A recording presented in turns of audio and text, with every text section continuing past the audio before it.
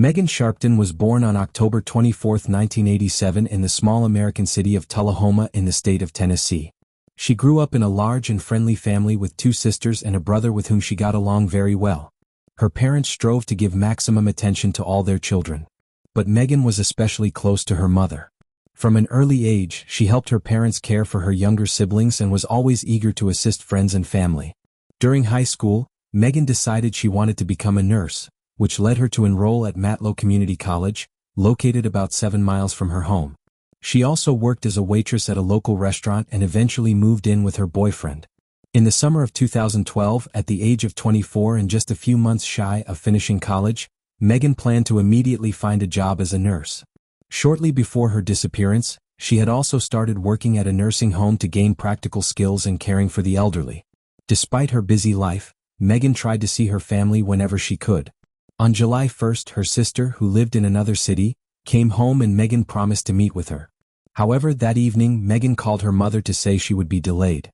She had been offered an interesting job opportunity and had arranged an interview for that night. She was excited about this opportunity and promised her mother that she would visit her as soon as the interview was over. According to her, the job involved taking care of an elderly woman. As time passed, there was no word from Megan. She did not respond to messages or calls. Her parents began to worry. They contacted her boyfriend, but he also did not know where Megan was and was unaware of any interview. Despite this, the parents decided not to panic and waited for their daughter to get in touch. At 24, with her schedule packed between her studies and 2 jobs, it was possible she was just busy. But Megan did not show up the next day.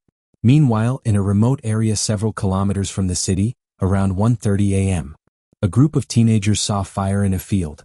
Given the very hot summer, they thought wildfires might have spread to the grass. They immediately called the firefighters, who arrived at the scene to find an unexpected turn of events. Shortly after beginning to extinguish the flames, they discovered a body at the center of the fire. Once the fire was fully extinguished and the police arrived, they realized they were looking at a dead girl. It was clear that a murder had taken place. However, detectives could not establish the victim's identity immediately as she had no documents, wallet, or phone with her. Due to the effects of the fire, the features were unrecognizable. The only clues available to detectives were 2 small star-shaped tattoos. The investigation at the crime scene led to the conclusion that the girl was dead before the fire started. The victim suffered a serious head injury that appeared to be fatal. Yet no clues pointing to the presence of the killer were found. The victim was partially dressed, and from her shirt, the police deduced that the girl might have been a nurse. They also found that there were no missing person reports matching her description, which complicated the identification process. However, news quickly spread throughout the small town. Megan's mother saw a social media post about a young woman found dead in a field with 2 star-shaped tattoos and realized with horror that it was her daughter. Medical examiners eventually confirmed that the deceased was indeed Megan Sharpton. They determined that the cause of death was a bullet wound to the back of the head, supporting the police's theory that she was already dead at the time of the fire. Furthermore, she was killed elsewhere and her body was then moved to the field. She had also been subjected to violence prior to her death, and the experts were able to extract a DNA sample of the criminal. The DNA was immediately checked against the national database, but there were no matches. The detectives began by searching for Megan's car, a red Mustang. She had worked at a restaurant that night and had left in her vehicle. The car was nowhere to be found, indicating that the killer might have taken it somewhere that could yield crucial evidence. While its location remained unknown, the police began to look for potential suspects among Megan's acquaintances. Attention turned to her boyfriend, who became a significant person of interest. Megan's sister immediately expressed her suspicion to the detectives that he was involved in the murder, pointing out that the couple had been having relationship issues. Megan had been with him for 3 years, part of which they spent living together in an apartment they shared with another roommate, but he denied any involvement in the incident. Initially, he claimed that everything was fine between him and Megan, but eventually conceded that their relationship was troubled and heading towards a split. However, he insisted he had no motive for murder and provided an alibi for the time of her death. While the police were verifying his alibi, they decided to search the apartment where Megan and her boyfriend lived. In the bathroom, they found troubling evidence, traces of blood and syringes containing illicit substances. At the same time, 12 miles from the city, police found Megan's abandoned car in a secluded and remote area. There were no documents or phone inside, which meant the perpetrator could have taken or discarded them elsewhere. The police appealed to the public, asking anyone who found such items to contact them immediately. There were no signs of blood or a struggle in the car, but there was an intriguing clue, a note with a non-existent address. Investigators concluded that the unknown assailant had tried to lure Megan to a secluded place to commit the crime. Early in the investigation, they discovered that Megan was preparing for a job interview. However, they had no leads in that direction. One theory was that the person who offered her the job had given her a fake address. When the community learned of the details surrounding the case, a chilling connection was made. 6 months earlier, hundreds of miles from Tullahoma, another young woman of a similar age to Megan had disappeared without a trace. She was also a pharmacy student, which led many to fear that there could be a serial killer in the county. This only heightened the community's anxiety with concerns that the criminal might strike again. Meanwhile, the police questioned the roommate of Megan and her boyfriend, who admitted to using illicit substances. He claimed that Megan and her boyfriend were unaware of this and that they never partook themselves. Forensic experts analyzed the blood traces found and concluded that they indeed belonged to the roommate. However, the story did not end there. He revealed that Megan and her boyfriend's relationship had in fact ended some time ago, and he himself had recently started a relationship with Megan. He had kept his addiction hidden from her. Knowing this, the police began to suspect both her boyfriend and the roommate. The boyfriend might have harbored resentment towards Megan, and the roommate had a known drug habit. But there was no direct evidence against either of them. During questioning, he claimed he was unaware of the new relationship, and by this time, the police had already verified his alibi. He had been at work at the time of Megan's murder, which excluded him from the list of suspects. As for the roommate, he did not have a solid alibi. However, an analysis of his phone showed that he had been trying to reach Megan throughout the night and had sent her messages trying to find out where she was.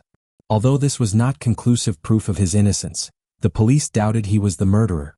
DNA samples were taken from both men and sent to the lab for analysis, but the results could take months. In the meantime, the detectives found a new lead. In the last interrogation, Megan's boyfriend mentioned he might help the investigation. On the day of Megan's disappearance, an unknown man had called her old phone, which was at home, wanting to speak to her about a job as a caregiver, saying that she had been recommended by someone named Naomi. He mentioned that Megan had spoken several times of a fellow student with that name, but he knew no further details. Police began searching among the students at Matlow College and soon found a student by that name. When detectives obtained her address, Naomi was not at home. Neighbors provided Naomi's phone number to the police. Naomi was surprised by the police call and claimed she barely knew Megan, having only met her in a few CL, and never speaking much. Naomi insisted that she had not recommended Megan for any job and that Megan had bothered her, so she certainly wouldn't have helped her. The police were disappointed that this promising lead didn't yield further information, but they still had more substantial evidence to consider. Investigators handed over the phone, which had received the call about the job, and they had the caller's number in their possession. Experts determined that the call was made from a prepaid phone, making it impossible to establish the owner's name. However, the police traced the device back to the store where it was sold, which had a surveillance camera facing the checkout counter. Upon reviewing the footage from the day the phone was purchased, they immediately identified the buyer. From these images, the police inferred that the individual was purchasing the phone for some illicit purpose. Prepaid phones are popular among those involved in criminal activities in the United States because they do not require personal information for activation.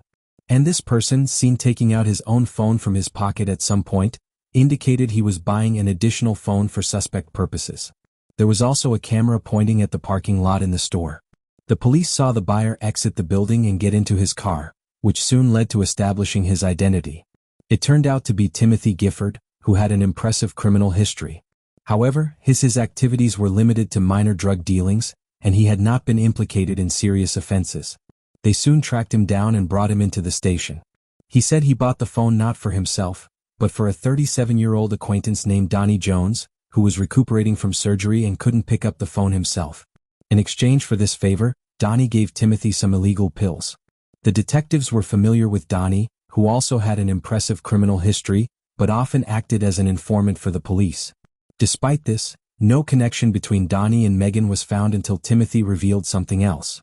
Donnie wanted to trade his van for a Mustang and asked for help with the exchange. Timothy found this request odd since Donnie had 2 young children and the Mustang isn't exactly known as a family car. Nevertheless, he agreed to try to find a buyer. Donnie handed over the van and Timothy noticed that inside the old vehicle, there were brand new carpets and seat covers. Donnie explained that his wife told him that the chance of selling the car was much higher with a renovated interior, and here is where the police suddenly discovered something that excited them and connected all the parts of the story. Donnie turned out to be the husband of Naomi, the same woman who supposedly recommended Megan for the job. At that point the detectives realized they were getting closer to a solution. Unfortunately for them, the man's DNA was not in the database because he had not been convicted of violent crimes. They immediately went to Donnie and Naomi's house to talk to them.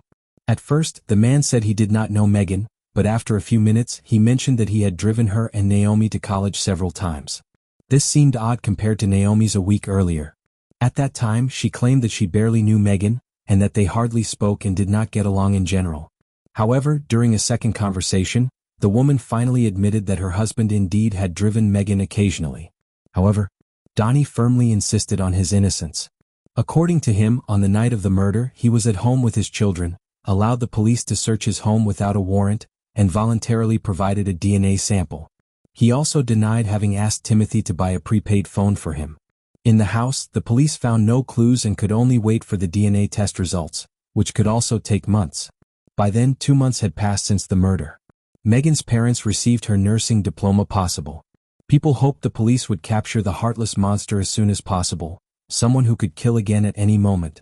Finally, the laboratory results showed a complete match between Donnie's DNA and the sample found on Megan's body. He was immediately taken to the station, but he continued to insist on his innocence. Upon learning about the DNA match, he changed his story and told detectives that he and Megan had a secret relationship that he had hidden from his wife.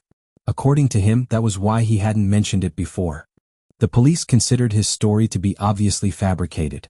But they had to release him since there was no concrete evidence other than the DNA. And it was impossible to find 100% proof that would refute Donnie's words. Thus, the detectives were almost certain that the man was the killer, but they needed more evidence. Although they couldn't charge him with murder, they managed to detain him. During a search of his car, they found a firearm he was not allowed to possess due to his criminal record. While in custody, the police had time to look for more evidence. They didn't have to worry about Donnie attacking someone else or escaping. Soon, experts determined that Megan was shot with a weapon of the same caliber as Donnie's rifle. The detectives obtained a warrant to track his phone and check his movements on the night of Megan's murder. They compared those data with the movements of a prepaid phone that Donnie supposedly never owned. Here, the police had a significant breakthrough. The prepaid phone was close to Donnie's phone and followed the same route on the night of the crime. Identified several key locations where Megan was supposedly abducted, where she was killed, and the field where her body was found. At all these locations, both phones were in proximity. Donnie's family owned several farms around Tullahoma. According to the investigation, after abducting her, Donnie took Megan to one of them, subjected her to violence, and killed her. The detectives obtained a search warrant and found a significant clue, a partially burnt bandana that turned out to belong to Megan. Her sister had given her that item.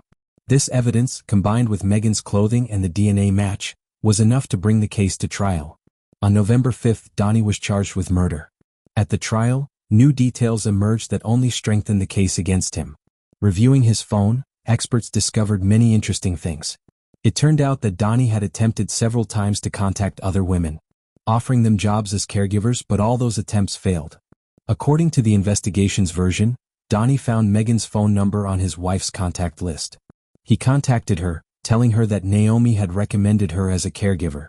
She agreed, and the man gave her a non-existent address, leading her to a remote location. There, he attacked her, took her to a farm, subjected her to violence, and killed her. Then he took her to a field and burned her. The final touch was the complete replacement of the carpets and seat covers of the pickup he used to transport her body. Apparently, the man feared that he could not completely eliminate certain blood traces and that the police would discover them. As for Naomi, the police concluded that she had no connection with the murder and knew nothing about it. That night, she was working, which was confirmed by numerous pieces of evidence. During the trial, Donnie declared his innocence, and everyone braced themselves for a potentially long process. However, when he realized that the prosecution would seek the death penalty, he decided to make a deal with the investigators. He agreed to forego the death sentence in exchange for a confession. As a result, he pleaded guilty to the murder of Megan and was sentenced to life in prison without the possibility of parole. Nevertheless, after some time, he claimed that he had made the deal under pressure and demanded a review of the case. When the judge accepted his request, he quickly reverted to his previous decision to plead guilty, since a new review would again consider the death penalty. During the trial, it was also explained why the criminal, without any doubt, willingly provided detectives with his DNA sample. He apparently hoped that the fire would destroy all traces, so the police would simply have nothing to compare his sample to. But he was mistaken. With all this, investigators concluded that Donnie probably had no connection to the disappearance of another student who vanished 6 months before Megan. More suitable suspects emerged in that case, and Donnie's candidacy was no longer considered.